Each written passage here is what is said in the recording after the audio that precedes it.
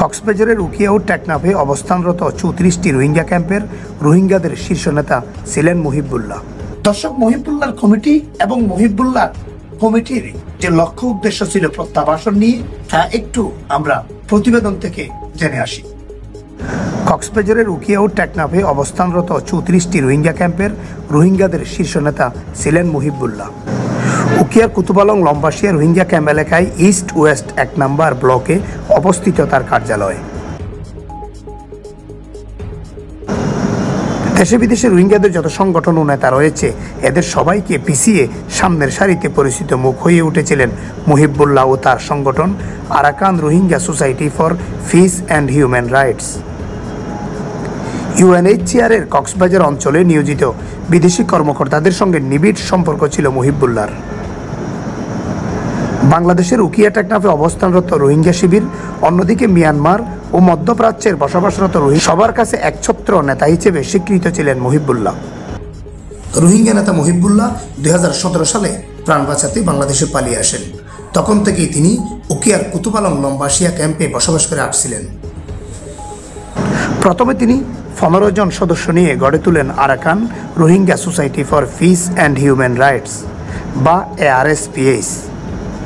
স্থানীয় বাংলাদেশি মানবাধিকার কর্মীদের সঙ্গেও যোগাযোগ গড়ে তোলে মুহিবুল্লাহ। ধীরে ধীরে মুহিবুল্লাহ বিশ্বে পরিচিত প্রধান 5 রোহিঙ্গা নেতার মধ্যে একজন হয়ে ওঠেন। এর ওই সুবাদে দেশের বাইরে সৌদি আরব, সংযুক্ত আরব আমিরাতে একাধিকবার সফর করেন মুহিবুল্লাহ। 2017 সালে বাংলাদেশে রোহিঙ্গা দল নামার পর সুস্পষ্টভাবে মুহিবুল্লাহর ARSPH 2 নভেম্বর 2017 ইংরেজি উখিয়ার লম্বাসিয়া ক্যাম্পে বাঁশের তৈরি ঝুপড়ি কার্যালয় নিয়ে কার্যক্রম শুরু করে। রোহিঙ্গা প্রত্যাবাসনে 2018 সালে UNHCR-কে সংযুক্ত করার পর প্রত্যাবাসন ও মিয়ানমারের রোহিঙ্গা সেফ জোন তৈরি করে নিজ জনগোষ্ঠীকে ফিরিয়ে নিতে নানান কার্যক্রম নিয়ে কাজ করতে শুরু করে মুহিবুল্লাহ ও তার সংগঠন। ইংরেজি ভাষা, বার্মিজ ভাষা ও রোহিঙ্গাদের অভ্যন্তরীণ যোগাযোগে দক্ষ হওয়ায় মুহিবুল্লাহ দেশে বিদেশে রোহিঙ্গাদের মাঝে আরও প্রিয় পাত্র হয়ে ওঠে। এরপর জাতীয় সংঘ মহাসচিব সহ যত দেশি বিদেশি প্রতিনিধি রোহিঙ্গা ক্যাম্পে এসেছেন, তাদের প্রত্যেকেরই সঙ্গে রোহিঙ্গা প্রতিনিধি হিসেবে মুহিবুল্লাহ ও তার সংগঠনের সঙ্গীও সাক্ষাৎ করেছেন। এরপর জাতীয় সংঘ মহাসচিব সহ যত দেশি বিদেশি প্রতিনিধি রোহিঙ্গা ক্যাম্পে এসেছেন, তাদের প্রত্যেকের সঙ্গেই রোহিঙ্গা প্রতিনিধি হিসেবে মুহিবুল্লাহ ও তার সংগঠনের সঙ্গীয়দের সাক্ষাৎ করানো হয়েছে। এক পর্যায়ে 2019 সালে মুহিবুল্লাহ মিয়ানমারের পররাষ্ট্র সচিবকে রোহিঙ্গা ক্যাম্পে রোহিঙ্গা ইস্যু সমাধানে সংলাপের প্রস্তাব দিয়েছিলেন। অন্যদিকে 2019 সালের 17 জুলাই যুক্তরাষ্ট্রের প্রেসিডেন্ট ডোনাল্ড ট্রাম্পের সঙ্গে 17 দেশের সংখ্যালঘু সম্প্রদায়ের 27 প্রতিনিধির সাক্ষাৎ করেন। সেখানে শরণার্থী ক্যাম্প থেকে গিয়ে যোগদান করেছিলেন মুহিবুল্লাহ। রোহিঙ্গাদের গণহত্যা, জোরপূর্বক বাস্তুচ্যুত, গণধর্ষণ, নারী ও শিশু হত্যা সহ গ্রামের পর গ্রাম আগুনে জ্বালিয়ে দেওয়া, 12 লক্ষ রোহিঙ্গাকে বাস্তুচ্যুত করা সহ বিভিন্ন বিষয়ে 2019 সালের 25 আগস্ট 4 থেকে 6 লক্ষ রোহিঙ্গাকে একত্রিত করার মাধ্যমে মহাসমাবেশ করে পুরা বিশ্বকে তাক লাগিয়ে দেন মুহিবুল্লাহ।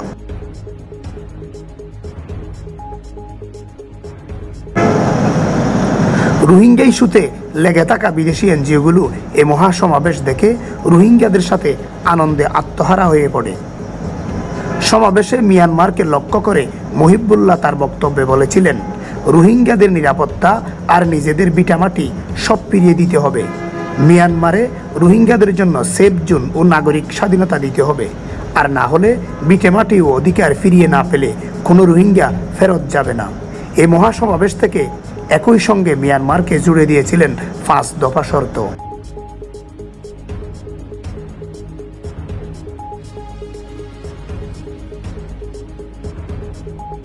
উক্ত সমাবেশের পর থেকে মিয়ানমারের রোশানলের নজরে পড়ে মুহিবুল্লাহ ও তার সংগঠন। মানবাধিকার বিশ্লেষকদের মতে মিয়ানমারের নানান ষড়যন্ত্র আর রোশানল থেকে বাঁচতে পারেনি মুহিবুল্লাহ। রোহিঙ্গা নেতা মুহিবুল্লাহর মহাসমাবেশের 2 বছর পর 2021 সালের 29 সেপ্টেম্বর রাত 8:30টার দিকে কুতুবালং লম্বাসিয়া ইস্ট ওয়েস্ট 1 নম্বর ব্লকে তার কার্যালয়ে তাকে গুলি করে হত্যা করে দুর্বৃত্তরা।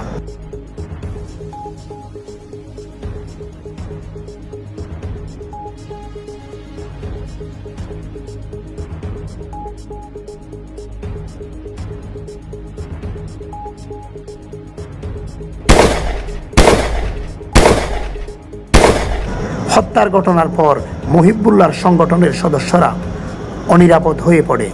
তবে এ ঘটনায় মুহিবুল্লাহর পরিবার আরসাকে দায়ী করে আসছে। মুহিবুল্লাহ হত্যার ঘটনায় উড়িয়ে দেওয়া যাবে না মিয়ানমারের ইন্ধনের কথাও।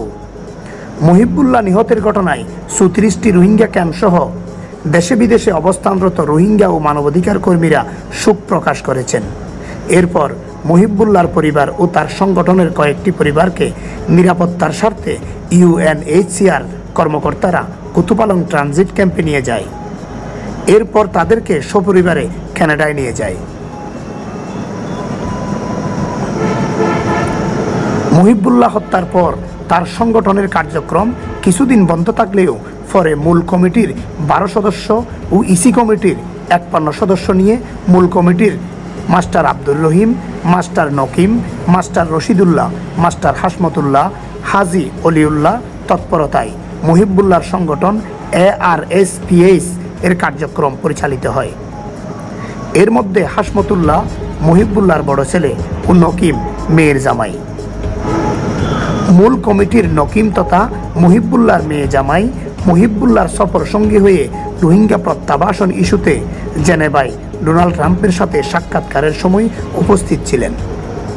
সংগঠনের কার্যক্রম চলমান অবস্থায় নকিম, হাসমতুল্লাহ, আব্দুর রহিম, রশিদুল্লাহ 4 জন কানাডায় চলে গেলেও তাদের সাথে যোগাযোগ বজায় রেখে তাদের নির্দেশনাক্রমে বাকি সদস্যরা master Shoaib, Haji Oliullah, Maulvi Abdul Hai, master Salimullah, master Ahmed Hossain, master Imran, master Syedul Karim ও মাস্টার সলিমুল্লাহ কার্যক্রম চালিয়ে যাচ্ছেন। রোহিঙ্গা নেতা মুহিবুল্লাহ হত্যার আগে রোহিঙ্গা পল্লী ডাক্তার জুবাইর মুহিবুল্লাহর শারীরিক চিকিৎসা করতে গিয়ে পরিচিত হয়।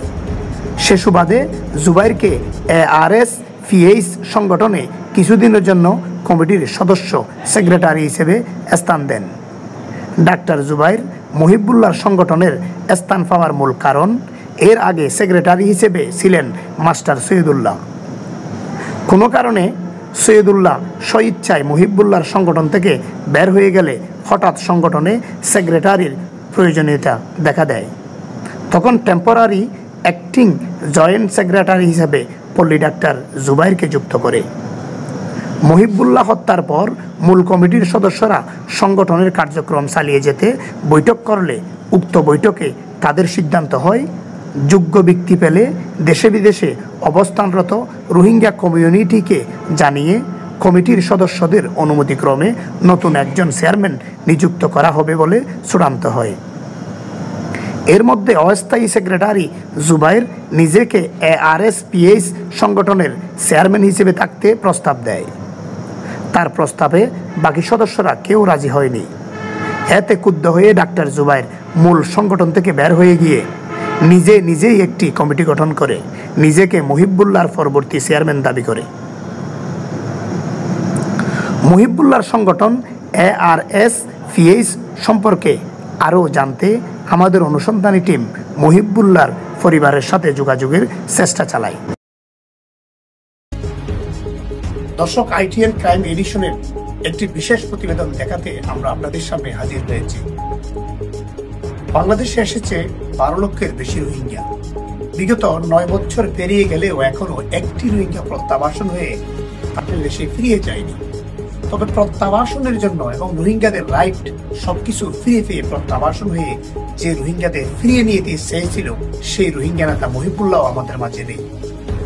যে কোনোভাবে রোহিঙ্গাকে দুষ্কৃতকারীদের গুলিতে হত্যা করা হয়েছে বলে দাবি করে যাচ্ছে।